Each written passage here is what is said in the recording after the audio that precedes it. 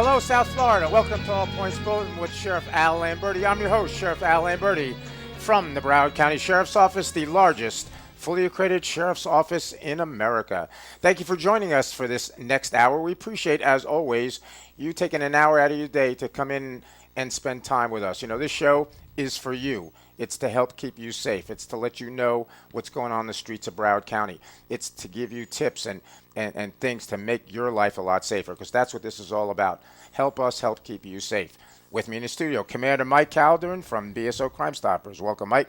Thank you, sir. How are you? And I'm doing great. This is our last official All Points Bulletin show. It is, indeed. But you never know. You never say never. You never close the door. Totally. That's right. You never lock the door. We're going to go on hiatus. Well, hiatus. I like that. I like that because that's what America's Most Wanted did. They went on hiatus, and they're getting ready to come back. And so we'll take a little hiatus. And an educational sabbatical. I like that. And because you never know what's going to happen. I mean, it's been a great, run on All Points Bulletin. But you, the listeners, are making what's worthwhile. I get so many comments about, that heard the show, and you can still go to our website, sheriff.org, and listen to past shows, listen to the ones with John Walsh. And, it's been almost 3 years. 3 years. We've caught fugitives out of this show. I mean, That's we're nowhere right. near where John Walsh is, with, I think he's like almost 1,200 fugitives. Correct. We're not there. I think we're at the 19, I think, or 20. But it's been productive because you, the listeners, are helping us out. So, it's been a lot of fun. And remember that first show where we figured, how are we going to fill up an hour? Exactly. And we had binders, 3-ring binders, and all kinds of information. And we can't talk for an hour. Well, we could. Yeah. We're going to get enough material to last an hour. And our special guest he's in the radio business, and I've been on his show, and now he's on my show. And I've been on his show too. Well, don't give it out who it is yet. Don't give it up yet. Okay. We want the listeners to be on the edge of their seats. Yes, absolutely. But when you go on his show, same thing. Now it's we've done so well at doing this. Now it's just the hour goes actually so quick. Absolutely. I think what we should do is actually do an extension of his show, right, and make it an extra hour. Yeah, we could do that. But you're active on Facebook, so for people, keep looking at your Facebook, keep looking at my Facebook, Al Lamberti, and we'll let you know what we're going to do in the future with All Points Bulletin. And again, it's been a great part of the community. It's been a lot of fun doing it, and we've learned a lot. We've learned a lot about the business. Absolutely, we'll talk to the powers to be at Beasley Broadcasting and see where we go in the future. Now, one of the biggest parts of this show has always been You're on Our List, where the BSO Fugitive Squad comes in and tells us about fugitives that are out there. And this is where you get involved, because if you know where these people are, you call Crime Stoppers, 954-49 TIPS, TIPS, 9477, and let us know. 8477. So you could be eligible for up to a $1,000 reward, and make yourself some money. We don't need your name, just your information. You can remain anonymous. And so, it's not Abby today. It's not. She's fishing. Where else is Sergeant Abby Tiger? But we missed her for the last show. But her replacement, Rob, is here. Detective Rob is here, and he's going to give us some fugitives that we need you to be on the lookout for. Rob, welcome. Good morning, welcome to the show. Thanks for being here. Who are we looking for this week? Okay, the first person that we're looking for is a black female. Her name is Tiara Williams. She is described as about 5'4", 120 pounds. Last seen, she had long hair, known to wear glasses. She is wanted for aggravated battery and child abuse. She has been seen in the Fort Lauderdale area, and we also have information she may be in the Hollywood area. So anybody with information on Tiara Williams, she's approximately 18, 19 years old. We need to find her. And where's the little crown? Tiara headpiece. Calm down. Hey, it's my last show. I can. Yeah. Go ahead, Rob. All right. The next subject is a male, a black male. He was born in 1984. His name is Anthony Hope. And His last known address is in the city of Hollywood, so he may still be in that area. He's about 6'2", weighs 185 pounds with brown eyes and black hair. He's a dark-complected man, and he is wanted for trafficking in oxycodone and conspiracy to traffic in oxycodone. He was a felony no-show for court, so he was scheduled to go to court, never showed up, and we are now looking for him. Right.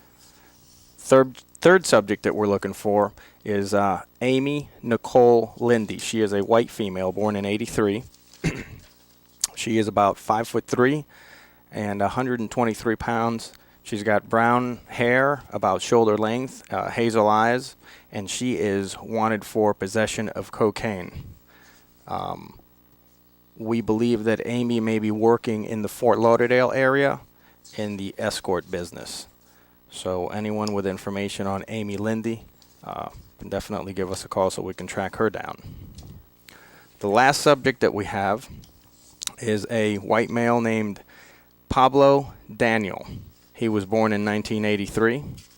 He is 5'7", approximately 160 pounds, black hair and brown eyes, and he is wanted on burglary and theft. Burglary of a dwelling and theft. He is another felony no-show, failed to show up in court, and we are now looking for him. He also has addresses in Miami, so anybody in Miami that may have come across Pablo Daniel can give us the information so we can find him. And he's a white male too? He's a white male, sir. Very good. That's from the BSO Fugitive Squad. Now here's where you come in. We need your help getting these fugitives off the street. If you know where Tiara Williams is, she's a black female. She's wanted for aggravated battery and child abuse.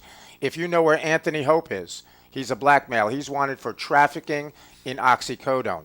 If you know where Amy Nicole Lindy is, she's a white female. She's wanted for possession of cocaine. If you know where Pablo Daniel, he's a white male, wanted for burglary and theft. If you know where any of these fugitives are, we want you to call Crime Stoppers in Broward County. 954-493-TIPS. 954-493-TIPS, 8477. Remain anonymous. Give us your name. We don't want your name, just your information, and you can be eligible for up to a $1,000 reward by calling Crime Stoppers. Get these people off the streets of Broward County. Turn them into the BSO Fugitive Squad. They'll be glad to come and pick them up. Mike, Crime Stoppers cases of the week.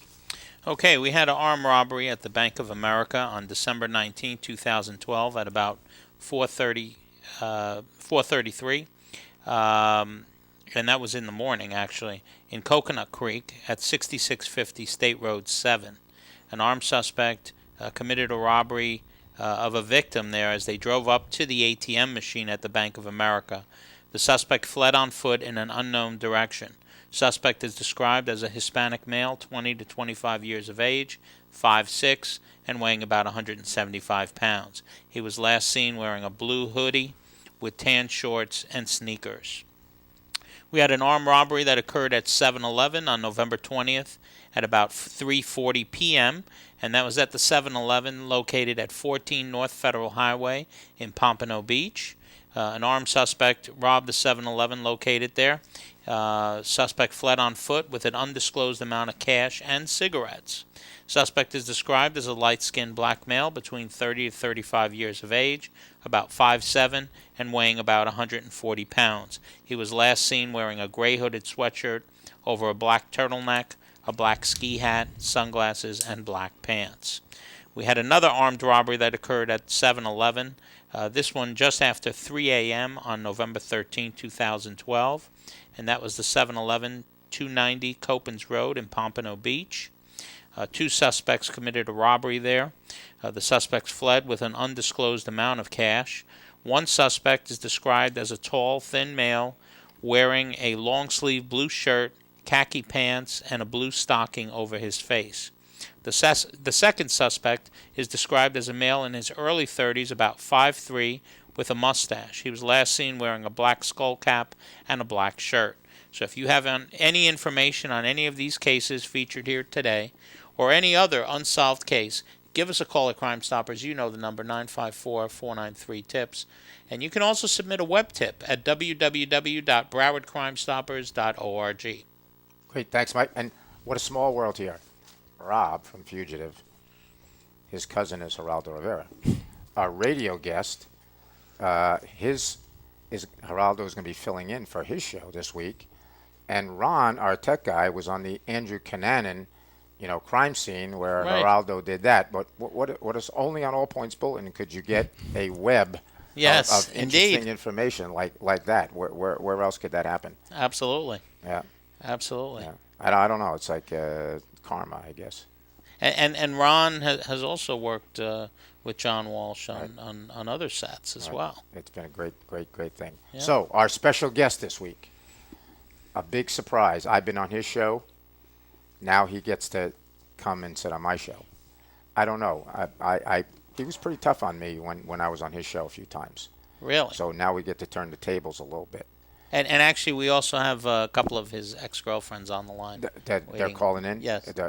For the questions, right? Yeah, Very yeah. good. He didn't know that. I'm sure he's No, looking no, like a no, little no. straight. He's turning beet red. Right. Special guest this week from WAFTL, Big Talk 850, none other than Rich Stevens. Rich, welcome to All Points Bulletin. We appreciate you being here. Thank you. Thank you for having me. It's good to be here. Have you ever been a guest on a radio show? Other Yes. than your own. Yeah, several times. Well, he's not the guest. He's the, what would you call it? He's the host, right? Yeah, no, I've been a guest before. It's Yeah, it's yeah. different when you're on the other side of the table, obviously. Right. And I want to thank you for the extension wire here that I can't move more than 2 inches off of this Thank Ron table. for that. That's to keep you focused. That's to keep you focused. I have to sit in this exact position. Right. It's to keep your attention, keep your focus. But we appreciate you taking the time. We've talked about this for a while. You doing this, and I've been on your show, and we've talked about you coming on here, and we appreciate you taking the time. I know you guys are busy, and one of the things that we like to do, and we've had a lot of media people in here because the public they know Rich Stevens, they know your show, and to get them the opportunity to know the person, and they know the persona that's on the radio every single day, but they never get to hear about your history and how you ended up in the business, and that's kind of what we wanted to talk about, and then we'll talk about some of your memorable experiences in the media. So first, tell us a little bit. How did you end up in broadcasting to begin with? How did that all happen? It's just something I wanted to do since I was a really young kid.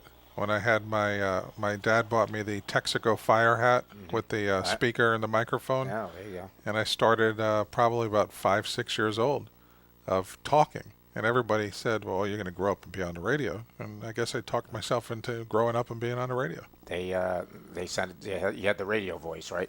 Yeah, well, I never thought I had a radio voice, but some people say that. Yeah, very good. And now, a little about growing up, and that's another common thing we share. We grew up in the same hometown. Yeah, it's just incredible. This is why, it's so true that you should never talk bad about anybody because you never know who knows somebody. That's true. I was about to say some bad things about Geraldo, and then the guy with the gun next to me happens to be his cousin. So, you have to be careful what you're talking about. And we grew up, went to the same high school around the corner from each other, which is, Absolutely. again, a very small world. Yep, absolutely.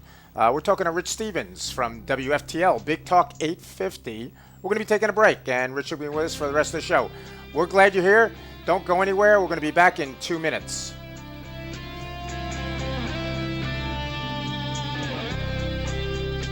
Welcome back, South Florida. You're listening to All Points Bulletin with Sheriff Al Lamberti. I'm your host, Sheriff Al Lamberti from the Broward County Sheriff's Office, the largest fully accredited sheriff's office in America. You're listening today to WWNN 1470 AM, and we're glad you're with us. We're back with Rich Stevens from WFTL, Big Talk 850. He's on, you can catch him Monday through Friday from 1 to 3 on 850 AM.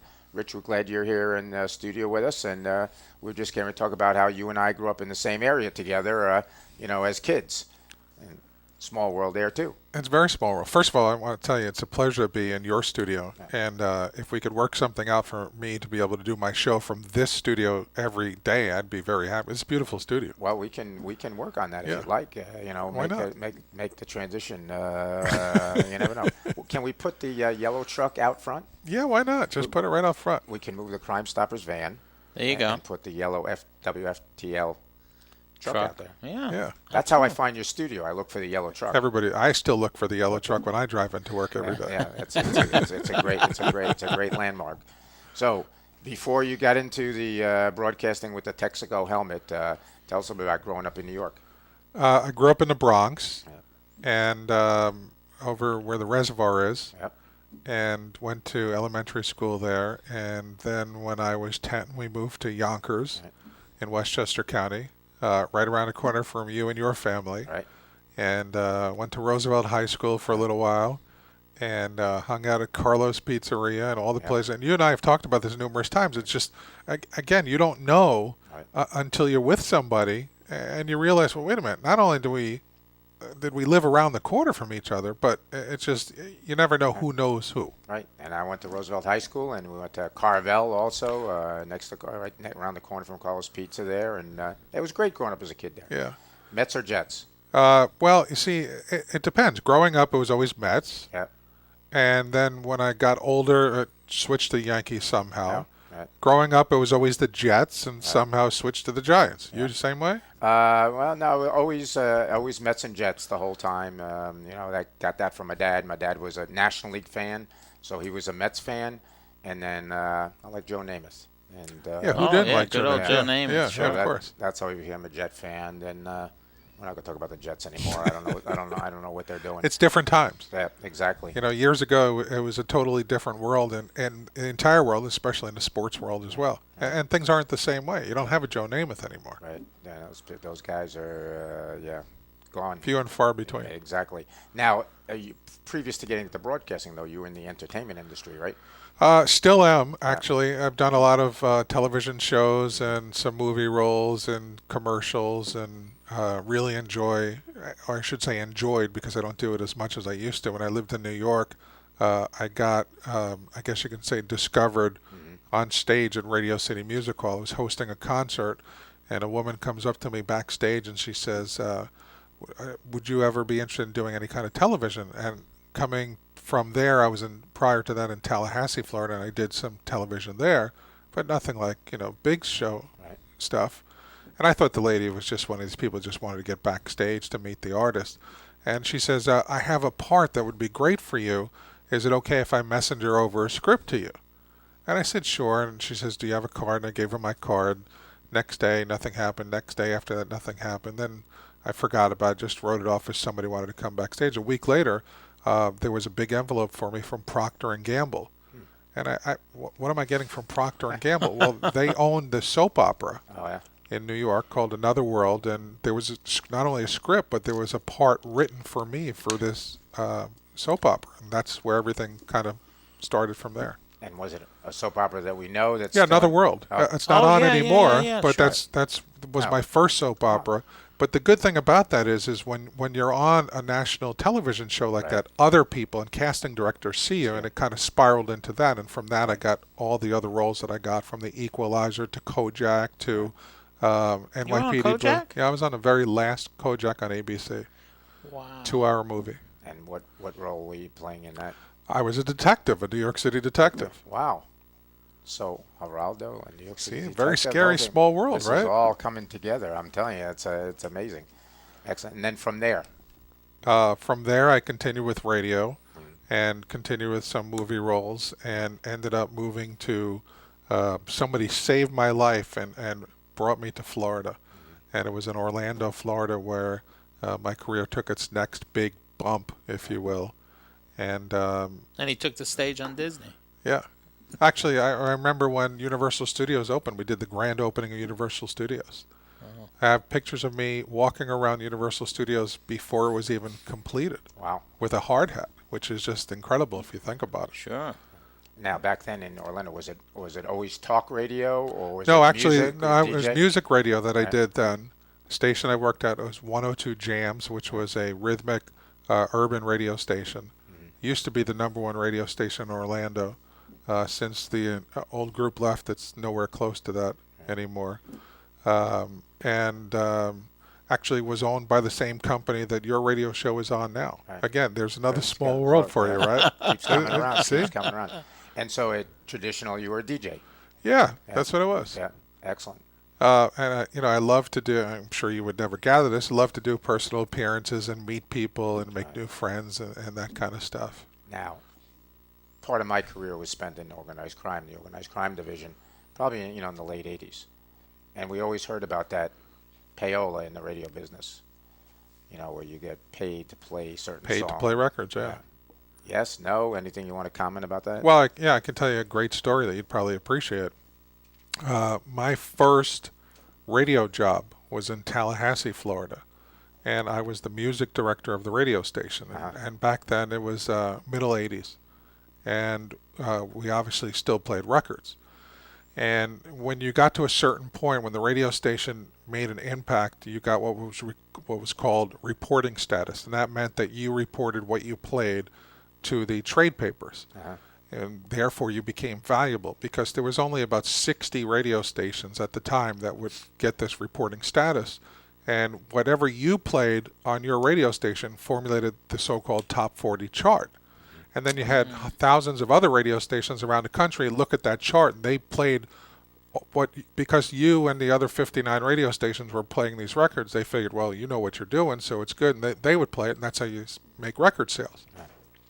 So we got reporting status on a Thursday, and on Monday, FedEx brings a package.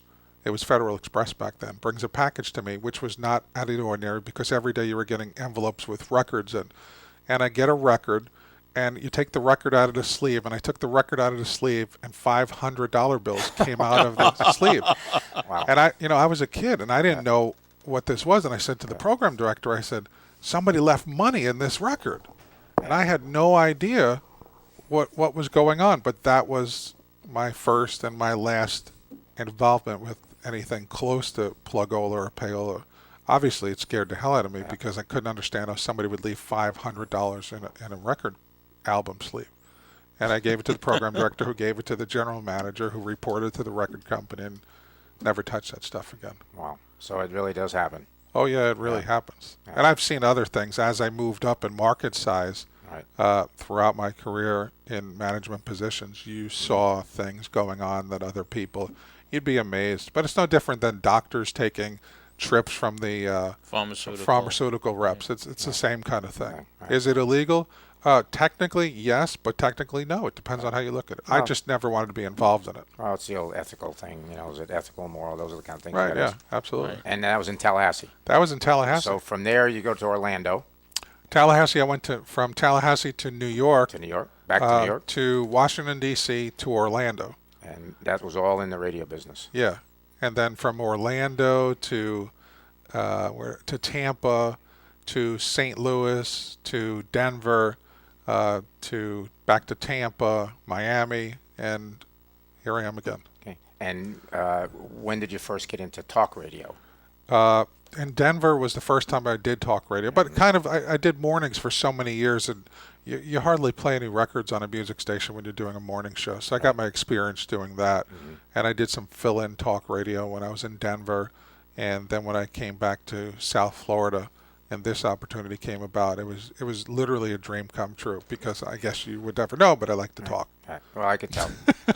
That's probably why the board's lighting up with all these phone calls. It's all the ex-girlfriends in all those cities. Exactly. They're lining up. Oh, there he is. There, they didn't know you were here. Yeah, they're calling in now. Now they're even calling the tips line. I mean, they want to give us tips on you, Well, after all those years of me giving tips, they want to give it back. Well, the first thing he said when he saw Rob from the Fugitive Squad, he said, "You look familiar." You look familiar, exactly. And we're trying to figure that out yet. Who looks familiar to who there? So, what year did you come to WFTL in Fort Lauderdale? A couple of years ago. Yeah. That's about 2 years ago now. Right. And you're. Is that all? Yeah. Seems longer. It seems longer. Yeah, that means I must be doing something good. Yeah. And you had never lived in South Florida before? Yeah, I did, because my family lives in South Florida. So I've been to and through South Florida several times. I worked for my sister's company for a while. I took a break from radio around 2001 for a little while. Did some radio in Miami at Y100 for a while. Worked in Palm Beach at WRMF for a while. Just, in between, just trying to figure out the right position. And I truly love South Florida so much that I wanted to get back here. Right. And it gives the opportunity, because some of the things that I've seen, you at that have come out, it's not always in the studio. It's the Air and Sea show where you can go on location. And I tell you, you're on location more than anybody that I know. And it's all these events that you go out to. And I think that brings something, more to it, that they don't just listen to you on the radio. They can come and meet you in person. Live on Las Olas, another outdoor event or off-site thing that you do. Those are great, and I think they contribute more to the community when you do that. I think. Well, Absolutely. yeah, and as you know, in your position, anytime that you can be out and press the flesh, as the saying goes, and meet people and shake their hands and make a bond with somebody, you never know who you're going to connect with, and it just makes it. It just makes it better, as you say, for the community. And I would do my show outside every single day if they would allow me to. Yeah, there you go. Your feet in the sand when we were down there. We're talking to Rich Stevens from WFTL Big Talk 850. We're going to be taking a quick break. Go get something to drink. That's what we're going to be doing.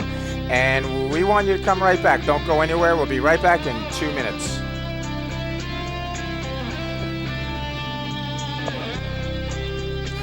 Welcome back, South Florida. You're listening to All Points Bulletin with Sheriff Al Lamberti. I'm your host, Broward County Sheriff Al Lamberti. You're listening on WWNN 1470 AM. Mike, our last official BSO All Points Bulletin show. So I want to thank you for the past 3 years being my co-host. It's been great. Learned a lot. Had a lot of great guests. And it's been good. I think it's been worthwhile. It's been informative to people. We put out a lot of great information, helped a lot of charities. Absolutely. By getting out a lot of events with our Community Corner segment. The whole thing's been great. John Walsh, we've caught fugitives. The doctor is in. We've had the doctor is in with Dr. El Sanadi, our medical director. Put out a lot of good medical Farzana information. Hafizullah, too. Just great.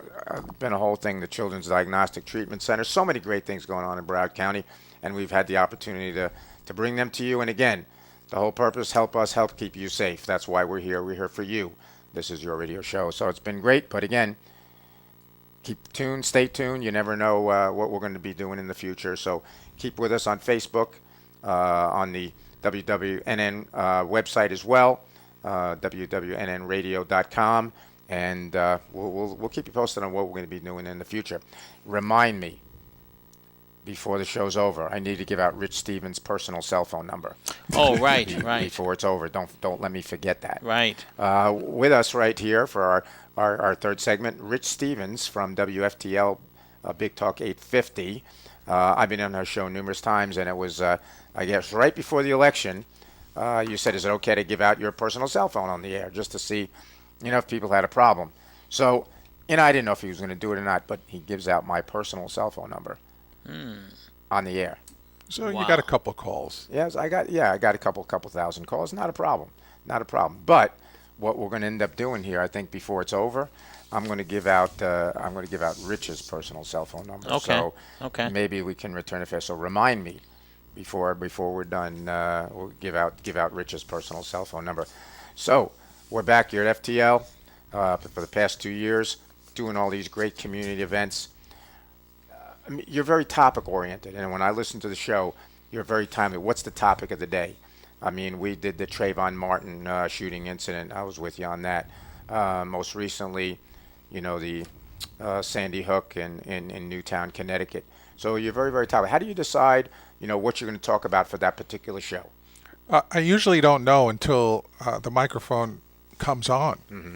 I get up, let me tell you my routine. Like you, I get up very early in the morning, and I scour through all the news sites. I watch the news probably 3, 4, 5 times a day as it is. And then I go through about 18 or 20 websites daily starting in the morning. Takes me about almost 3 hours, which is funny. Some people say 3 hours for a 2-hour show, but as you know, you always want to have more information. Right. So I'm ready to do a 6-hour show. Right. And sometimes I end up staying on longer because it's just something that's going on. But my gut, I've been doing it for long enough that I know in my gut that if I'm going to hit on a topic that it just screams to me and says, this is it, this is where you need to start the show, and this is where you need to go. And 9 times out of 10, it pays off because you can tell, obviously, and you've seen by the way the phone calls, it will just light up, and Right. and people want to participate in the conversation. Right, exactly, and I have seen that, and again, those 2 cases. What in your mind the most, I don't want to say memorable, but controversial? What's the one show, the one topic that you covered that really jumps out at you? That this was a good one. It was about a year ago this time, and it's I'm smiling now because it's crazy, because I'm going to tell you what it is, and I'm going to tell you a quick follow-up. It had to be when I got scammed at the bank. Right.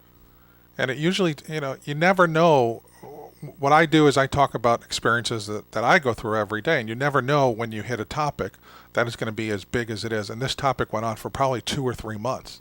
And it's about to restart again because I got scammed again at a different bank yesterday, which is just an incredible story, which I'll talk to you about when we're off of this program because I need some legal advice. Okay. All right, good. Anything you want to share with our listeners, though, to prevent them or no? Yes, I can tell you that it's very important. I'll briefly tell you. Yeah. I'm on vacation this week, so I was going through my storage units and I found a bank statement, and I said, oh, I forgot I had this account. I wonder if this account is still open. And I went into the bank, and not only was the account still open, but there was a lot more money than I thought was in the account. And I said to the bank, how come I'm not getting bank statements anymore? Is it because there's no activity? And she says, oh, well, you've had activity. They're going to your Miami address. And I said, well, I've never lived in Miami. Wow. And she shows me the address, and it's a Miami address. And she says, and your email is the same? And she says it's something like 456 blah, blah, blah, yahoo.com. I don't have a Yahoo email address. Right. And she says, well, wait a minute, we got to get the fraud department on the phone.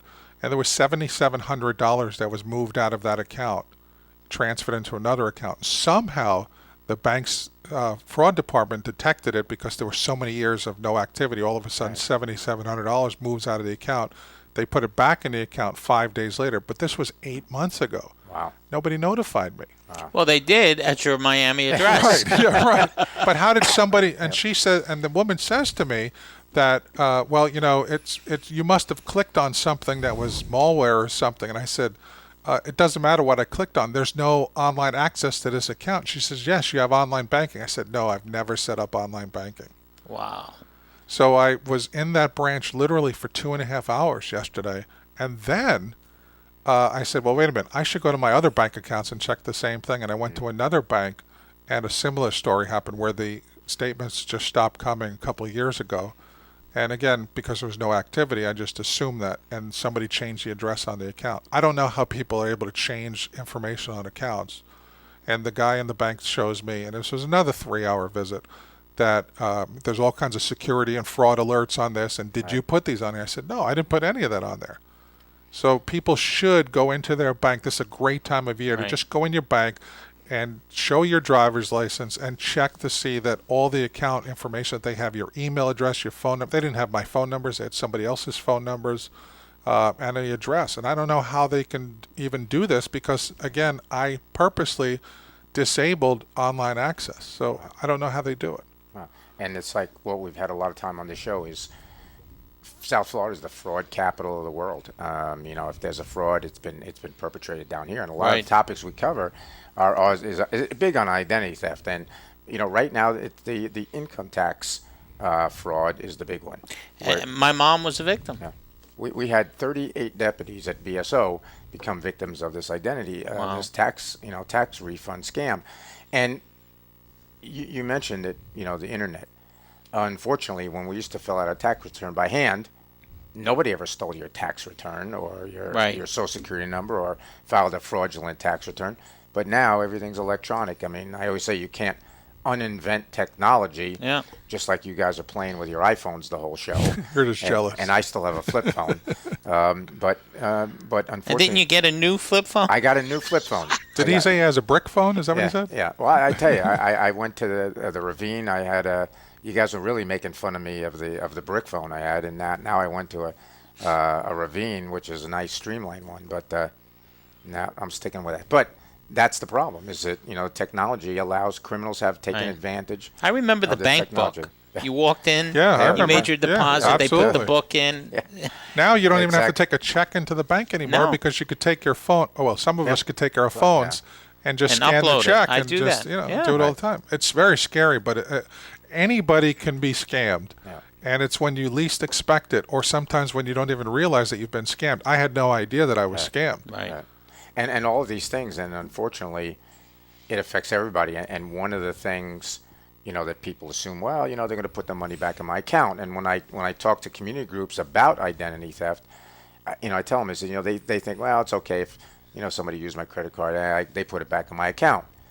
And they think, you know, the company's paying. But the bottom line is we all pay. We all pay. That's why, you know, interest rates on credit cards are 18%. There's all these fees. Banks, credit card companies, they're not in business to lose money.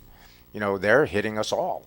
And when that happens, that's why the prices of everything is high, because that's built in. It's also very important that we discovered, and you were on one of my programs for this, that if you have been a victim of any kind of fraud, don't be embarrassed. Please report it and take advantage of what the resources are that you have in front of you, i.e. the sheriff's office, and make a report so it covers you, because what you don't realize is, as I found out a year ago, they first transferred $5 into my account. Right. Most people wouldn't do anything if you got a deposit of $5. Well, I wasn't aware of it. I didn't know. And then they took it back out. And then they took 500 and then 5,000 and then 25,000. And that's how the bank called me after that and realized, well, there's something going on here. I don't live in Maryland, so why would I be transferring money into a Maryland account? And you can't be embarrassed. You have to realize that you have to make a report, and you should check your accounts often, just like you should check your credit report. They say once a year. I would say once every 6 months. That's what I would recommend. Right. Well, there's 3 credit bureaus, TransUnion, Equifax, and Experian, and that's what we try to tell people to do. You're allowed one from each. So what we try and do is stagger them. FreeCreditReport.com, get one quarter from one, another quarter from another, and a third quarter from the other one, and that way every 4 months that's a great idea. You're getting one, because you're entitled to one from each of the credit unions. Yeah, you should be the sheriff. Well, I am for about 8 more days, so boom. That's it. But anyway, and that's what you should do, and we try to tell people, you're right. You have to take responsibility, for yourself, and that's what we try to tell people. Identity theft is so preventable. That's why. Shredding. I tell people, if you don't have a shredder at home, you need to get a shredder, because it's the most prevalent crime, but it's the one you can easily you can prevent yourself from becoming a victim. I should get my mom one. $30 Office Depot. Oh yeah, what do you want me to do? Tell the joke? No. I tell everybody when I do want to tell. Yeah, them. No, yeah. Is that just a lead in? You're No. I'm being serious. Okay. Well, I tell everybody when I tell her, my mom, for her birthday, I bought her a shredder for her birthday, and she got very, very upset with me, and she really looked at me, gave me a dirty look. I said, "Mom, what's wrong?" I told you I wanted a DVD player. Right. No, I know. And you got me a shredder. I know, said, but Mom, next year I'll get you the DVD player. A few months ago, my mom was a victim of IRS. Someone filed a tax return. She's been retired for years. I happen to be a secondary contact on her, on everything. So they sent me a letter, the same letter they sent to her, except she had a different address in Miami. Wow. Whoever got a refund check, and my mom wasn't concerned about her identity. She says, I want to know where's my check. Who got the refund check? Yeah, the scary part is this stuff is going on every day, and most people don't even know. I never would have known about this account or what was going on there, because the banks are not going to knock on your door and say, hey, by the way, we have $7,700 of your money, and what do you want to do with it? They just, keep the money. If somebody changed the address, they did it. I just don't understand, and I'm as you know, a pretty careful person. I don't know how somebody was able to get access to that account, other than maybe in the mail one of those statements went in the wrong box somewhere, or somebody stole it, because I can't think of any other way for somebody to have gotten access like that. Yeah. All right, we're talking to Rich Stevens from WFTL, Big Talk 850. You want to give out his cell number now? When we come back from the break, we're going to be giving out his personal cell phone number, just like he did for mine. I didn't tell him we were doing that, but now he did that on his show. I'm doing it on my show. We're going to be taking a break. Don't go anywhere. We're not going anywhere. We want you to come back for our last segment with Rich Stevens. We'll be back in about 2 minutes. Come on back. Welcome back, South Florida. You're listening to All Points Bulletin with Sheriff Al Lamberti on WWNN 1470 AM. Thanks for coming back. We're here with our final BSO show, and we're here with Rich Stevens from WFTL 850, Big Talk. He's every day you can hear him, Monday through Friday from 1 p.m. to 3 p.m. Be sure to tune in to his show during the week. I would highly recommend it. Now, Mike, I told you he floored me. He came in, is it okay if I give out your personal cell phone? And I said, sure. And I didn't think he was going to do it. He did it. Well, but you said, wait a minute, but at least I asked. It's not like I just did it. You did. You asked. So you're going to give out mine without asking me? Is it okay to give it out? Well, you're going to do it anyways. You're right, but I'm going to give you the opportunity. So it's talk about what goes around comes around, turnabout, fair play, that kind of stuff. Are you So, still getting calls?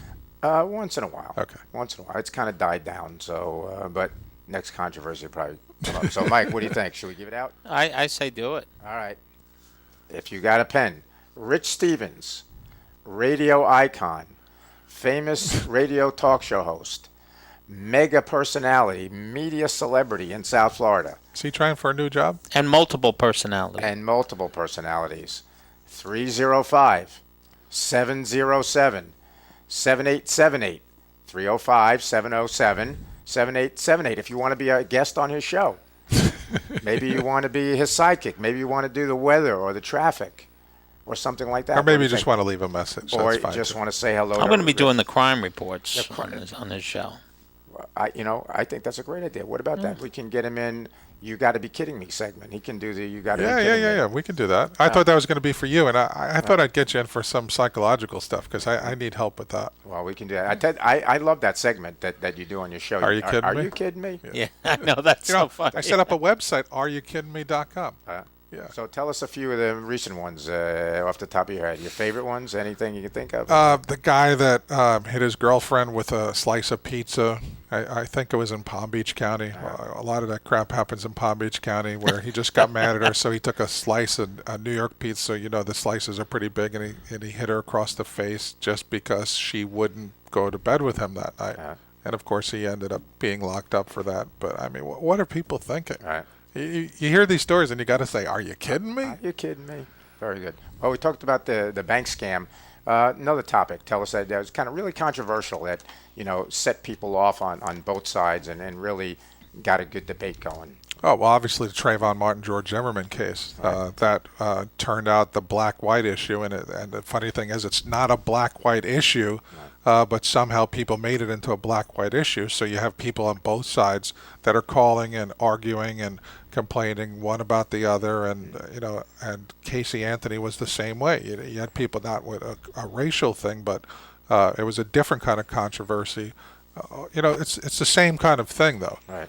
And you never know what's going to touch it up. I knew, obviously, the same way you did with the George Zimmerman case, that was going to set off a firestorm. Right. And on that one, too, I never thought it was really a stand your ground issue. People made it out to be a stand your ground issue when it was really, purely it came out to be a self-defense. Anybody can claim self-defense. And it's really like the Newtown case, too. I think, we have a knee-jerk reaction. Everybody thinks that was about gun control.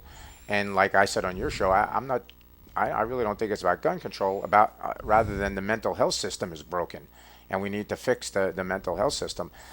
That guy, Lanza, didn't wake up that morning and say, hey, I'm going to go shoot up a school. Right. There was a pattern of behavior leading up to that, between the video games, between, he's a recluse, all these kind of things. It's just like, Klebold and Harrison Columbine starting way back then, that dressing in the long trench coats. Everybody knew these guys were weird, and I always get that. Oh, I knew there was something wrong about that guy. Well, why don't you say Yeah, something? nobody wants to say anything. Right.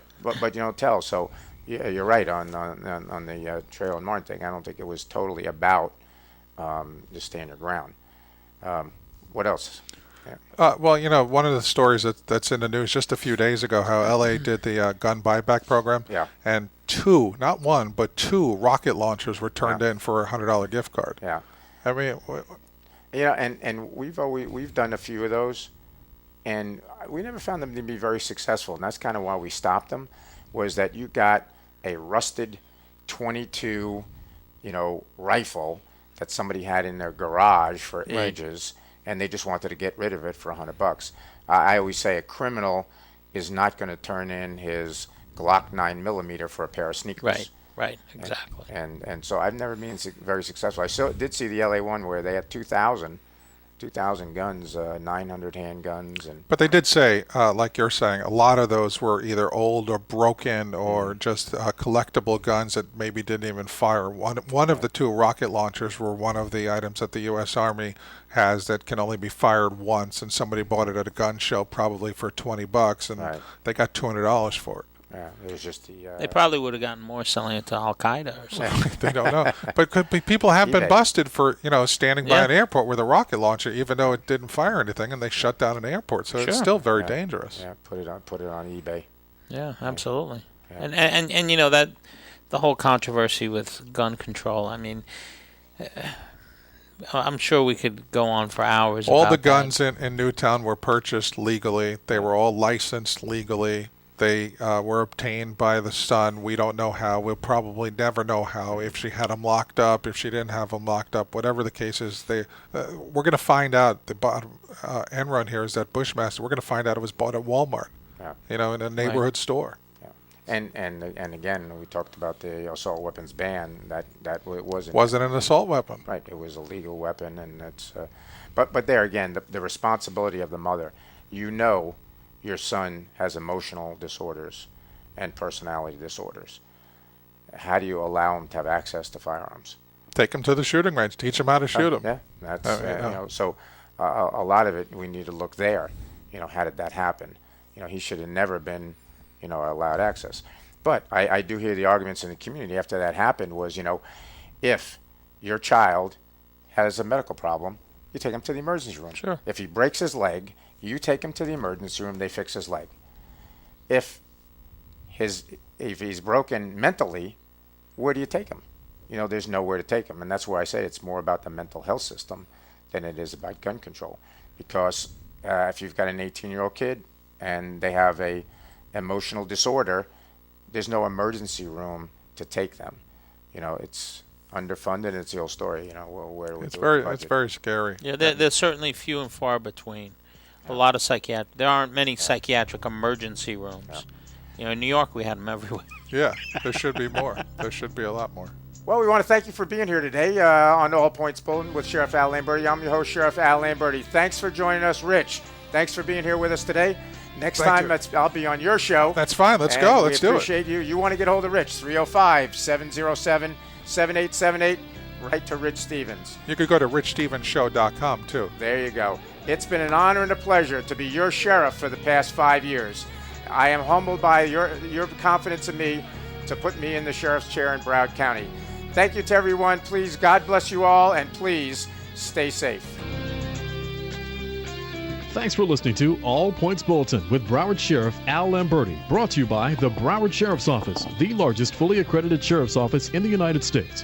If you have questions about the program, please call 954-831-8900. That's 954-831-8900, or go online to www.sheriff.org.